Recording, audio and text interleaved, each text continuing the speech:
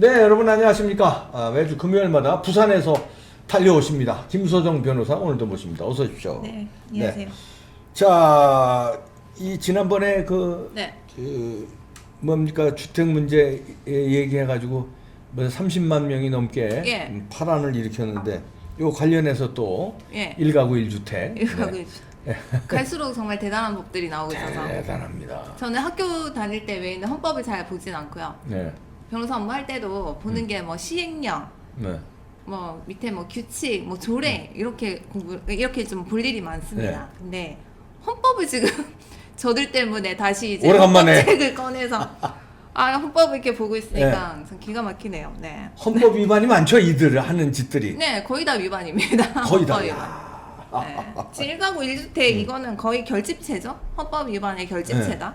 네. 일단 사진 하나 좀 띄워주세요. 예. 그 진성준 의원의 대표 발의가 나왔죠. 지금 1가구 1주택을 하겠다 이겁니다. 네. 뭐 제한 이유는 뭐 주택을 뭐 마련하기까지 소요되는 시간이 뭐 이렇게 걸리기 때문에 네, 7년 정도 걸리기 예, 때문에. 그 다음에 그다음에 보시면 사진 보여. 예.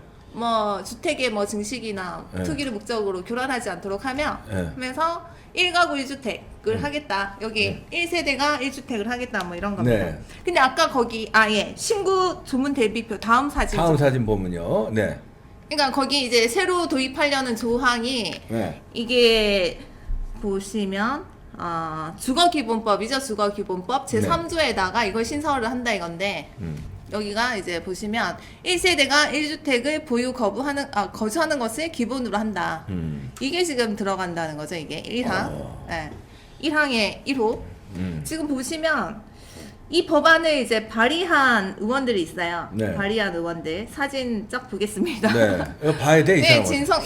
이분은 어떤 사람이냐면 예전에 그 여당의 뭐 부동산 관련 대책을 막 그때 국정감사 언제더라? 제가 기억이 안 나는데 그때 얘기를 하면서 마이크가 이제 꺼진 그 카메라가 이제 꺼진 맞아. 틈을 있었어. 타서 뭐 똥을 넣을 이런다고 거야, 뭐. 네, 이런다고 뭐 집값 떨어지냐 이렇게 얘기를 그 했다. 사람이에요, 저 사람이. 네. 이분이 지금 발의를 했고 네. 거기에 이제 서명을 해준 의원들이 빠르게 봅시다. 그 다음 사진 강병원, 더불어민주당, 네. 그 다음에 소병훈 더불어민주당, 다 그 다음에 민주당이에요. 전혜수 네, 더불어민주당, 민주당. 이재정 아유, 악명 높죠. 더불어민주당, 더불어민주당. 우원식 아이고, 더불어민주당, 참나.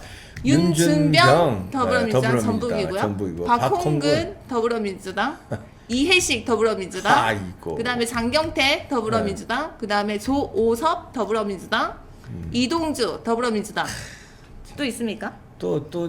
예. 네, 그렇게 이렇게까지 해서 더불어. 발의를 같이 했다. 공동 발의를 했다. 보통 이제 국회에서 한 의원이 법안을 이제 발의하겠다고 하면 이제 거기 있는 보좌진들이 그걸 들고 서명을 받으러 다니죠. 그렇죠. 의원실마다. 예. 그래서 예, 공동 발의 거기다가 해줄 사람들 네. 이제 이렇게. 사인을 이렇게 했다는 겁니다. 이분들이 참으로 이 무책임한 법안에 지금 사인을 했고 예. 이 법안 자체가 헌법 위반이라는 점에서 지금 같이 공동 발의를 하신 이분들도 좀 네. 책임을 좀 지셔야 될 필요가 있습니다. 당연하죠. 네, 네. 이렇게 이름을 같이 올렸다는 것 자체가 상당히 큰 문제가 있고 이게 헌법 어느 부분을 위반했는지 좀 구체적으로 좀 보겠습니다. 네. 헌법 23조에 보면 재산권 보장된다고 돼 있어요. 그렇죠. 정면으로 위반했죠. 정면으로. 네. 그러니까 그 내용과 한계는 법률로 정한다고 있습니다. 그 다음에 이제 이 항 보시면 공공복리에 적합하도록 해야 한다. 이건 재산권을 제한하는 내용이에요. 네. 재산권을 제한하는 내용. 제한할 때는 이제 공공복리에 적합하도록 해야 되는데 하고? 그냥 제한 못 한다는 거죠. 예, 그것도 법률로 한다. 그것도 예. 그 다음에 보시면 근데 네. 제한을 할 때는 네. 법률로서 제한을 하긴 하는데 그 제한하는 경우에도 자유와 권리의 본질적 내용을 침해할 수 없다는 거죠. 자유, 권리. 예. 침해된 거 아닙니까? 본질적 내용 침해한 겁니다. 1가구 1주택은 이게 헌법 잘 안 보이죠. 37조. 예. 37조 제2항을 정면으로 또 위반했죠. 재산권 외에도. 그 다음에 또 보시면요. 이게 헌법 제119조가 대한민국의 경제 질서의 아주 기본적인 조항이라고 보시면 돼요. 예. 이것도 위반했죠. 개인과 기업의 경제상의 자유와 창의를 존중한다. 정면으로 위반했죠. 위반한 거죠. 네. 이 헌법 위반이 지금 한두 개가 아닙니다. 네. 근데 이제 또 여기서 중요한 네. 헌법 조항이 있어요. 저들이 네. 지금 알지는 모르겠는데 네. 그 다음 사진 보여주시면 네. 헌법 제13조가 있습니다. 여기 보면 이제 소급 모든 국민은 행위 시의 법률에 의해서 처벌되지 않는다 이 말이에요. 네. 그다음 그러니까 행위시 법률에 의해서 범죄를 구성하지 아니하는 행위로 소출되지 아니하며 동일한 범죄에 거듭 처벌되지 아니한다. 이게 1항이고 네. 2항을 봅시다. 2항. 모든 국민은 소급 입법에 의하여 참정권의 제한을 받거나 재산권을 박탈당하지 않는다. 이게 핵심이죠. 이게. 예, 그러네. 소급 입법.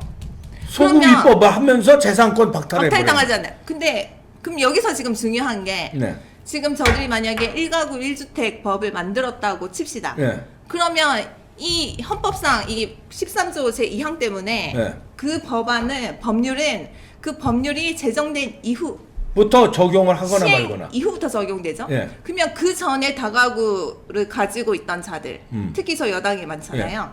그분들은 재산권을 박탈당하지 않는다. 그러니까 이 법은 새로 적용되는, 그러니까 그 법안이 시행되는 이후에 만 적용되고. 적용되고 그 기존의 다가구 다주택자들한테는 적용이 안 된다.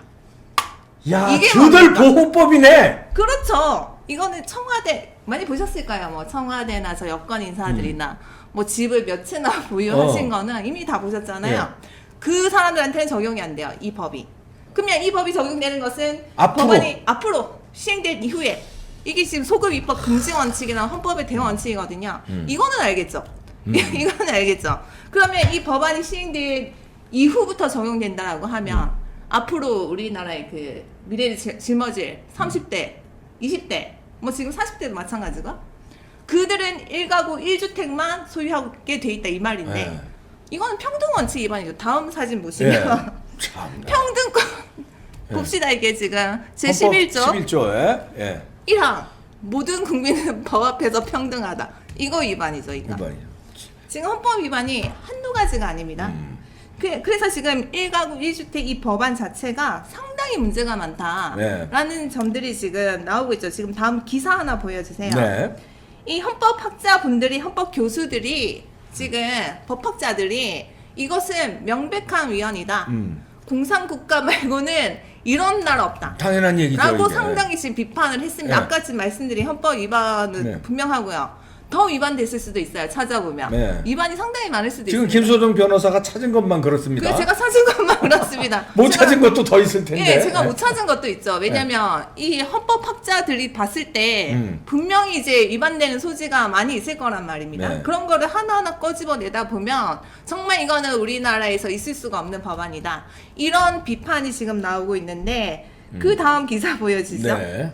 이 발의를 한 진성준 의원은 네. 당혹스럽다. 이런 비판에 대해서.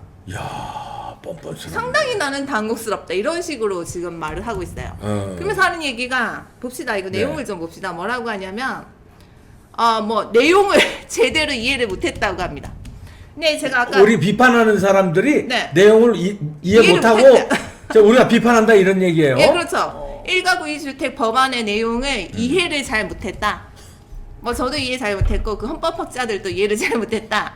아니면 고의로 그렇게 해석하는 거다. 의도적으로. 웃기고 앉았네. 아니 그 헌법 위반이라는 거는 누구나 봐도 뻔한데. 그러니까 예. 이거는 뭐 학생들도 알 겁니다. 네. 헌법 위반이라는 헌법 몇 조 위반이라는 거는 학생들도 알 거예요. 근데 제대로 이해를 못했기 때문이다. 상당히 나는 당혹스럽다라고 이 진성준 의원이 얘기를 하고 있죠. 네. 이 법안이 왜 문제냐면 이런 취지면 그 뭐 흔히 뭐 생각할 수 있는 게 그런 거죠. 이 법안이 타당하다면 네. 그러면 1가구 1자동차 법안도 나와야 되는 거고. 그러네. 그러니까 집 하나다 자동차 한 대만 자동차. 사라. 그다음에 여기 컴퓨터 많으신데. 1가구 1컴퓨터. 예. 한 집에는 컴퓨터 한 대만 쓸 때. 이런 식의 지금 규제를 국가에서 한다는 겁니다. 네. 이게 말이 안 되잖아요. 그게 말이 안 된다는 거는 이해하면서 한 가구당 집 하나만 사라. 이게 왜 그러니까. 이해가 안 된다. 네. 이거는 말을 왜 이런 얘기를 왜 못하냐. 똑같은 취지인데 이거를 뭐 1가구 1주택의 내용을 실제로 이해를 하지 못했다. 뭐 그런 식으로 지금 얘기를 하고 있고. 근데 이분이 또 하신 얘기는 네. 예외도 있다. 그래요. 아니 근데 그러면 여기 있네요. 네. 개인적인 사정은 이해되는 것은 이해해줄 필요가 있다. 그럼 개인적인 사정이 없는 사람이 누가 있어요? 그러니까. 다 봐줘야죠. 그럼 이런 법안을 왜 내냐 이 말입니다. 그러니까. 아니 정말 이해가 안 됩니다. 그러니까 가장 문제되는 거는 아까 물론 뭐 재산권 뭐 그런 부분의 침해라는 거는 다들 아시겠지만 제일 문제는 제가 봤을 때 소급 입법 금지로 인한 평등권 위반. 음. 기존의 다주택자들은 이 법안 괜찮고, 적용이 안 상관없고. 되고 새로 이제 집을 살려고 하는 사람들만 1가구 1주택을 해라 뭐 이런 건데 쟤네들이 그러잖아요. 맨날 지네 아들 딸들은 네. 외국 보내고. 외국 보내거나 외고 보내고 네. 앞으로 자사고 폐지한다고 그러고 자사고 똑같은 거예요. 네. 사다리 다 걷어차버리고 문제는 그 다음 기사 또 주시죠. 요즘 핫한 인물이 있습니다. 변창흠. 네. 여기 또 찬성을 하더라고요. 이분의 그 어록이 좀 역사에 길이길이 남을 거예요. 그 구의역 사고 희생자한테 뭐 개만 신경 썼으면 그러니까요, 예. 일이 커지지 않았다 이런 말을 한번 했었고 두 번째가 그거죠. 못 사는 사람들이 미쳤다고 밖에서 밥을 사 먹냐.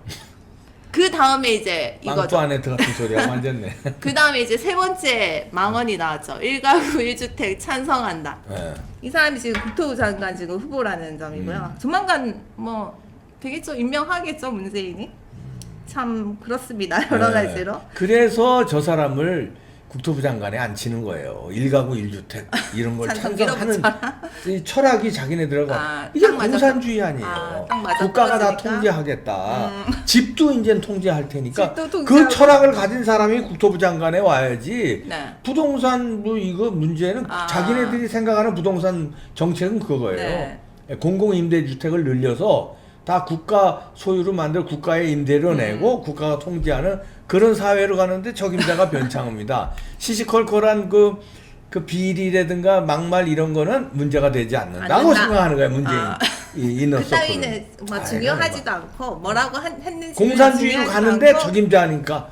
이거를 이제 밀어붙일 적임자다. 그렇죠. 근데 이 법안이 시행이 되면 또 네. 큰 문제가 있습니다. 네. 일단 시행이 됐다고 칩시다.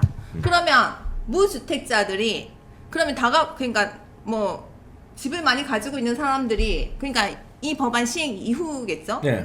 집을 여러 개 가지고 있게 되는 사람들이 그러면 집을 이제 못 가지게 되고 이제 판다 이 소리인데 네. 그것도 좀 애매합니다. 여러 가지로. 아무튼 이해가 좀 안 되는 법이에요. 일단은 그 다주택자들이 집을 판다고 했을 때 그 집을 살 수가 있는 사람이 누가 있냐. 왜냐면 1가구 1주택 이상은 못 사니까. 그리고 부동산 가격이 너 상당히 지금 천정부지로 올랐기 때문에 못 사고. 엄청나게- 돈 있는 사람은 예. 돈이 있어도 1주택 이상 못 사고. 못 사고. 못 사고. 돈 없는 사람은 주택 살 돈이 없어서 못 사고. 못 사고. 지금 그렇게 되는 거예요. 지금 보시면 어. 다음 기사 보여주세요. 이거는 저번에 좀 말씀드린 건데 네. 영혼을 끌어서 영혼까지 끌어당겨서 금지를 했죠. 대출을. 네. 신용 대출을 받아서 서울 집 사면 대출금 회수한다.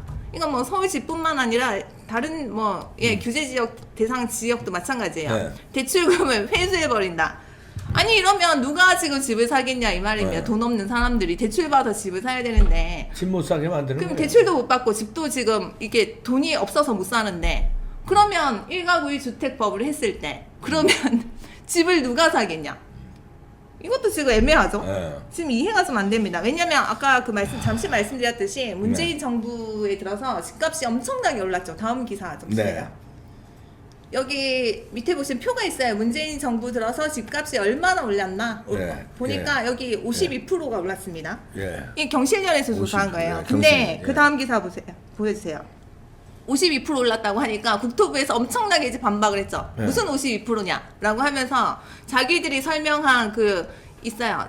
자기들이 설명한 그 집값이 오른 그게 있습니다. 밑에 네. 보시면 아까 있던데 잠시만요. 네. 여기 있네. 여기 14%. 예. 이만큼 올랐다? 말도 안 되는 소리야. 서울 아파트는 14.2% 올랐고 단독 주택까지 포함하면 11%밖에 안 올랐는데 저건 어디 통계 결과야? 이 말도 안 국토부의 돼. 통계죠, 국토부. 지네들끼리 뭐. 그러니까 이런 식으로 지금 뭐 반박은 하고 있더라고요. 근데 지금 아까 말씀드린 대로 이렇게까지 지금 부동산 가격이 역대급으로 올랐는데 그럼 1가구 1주택을 한다고 했을 때 그걸 누가 살 수가 있냐.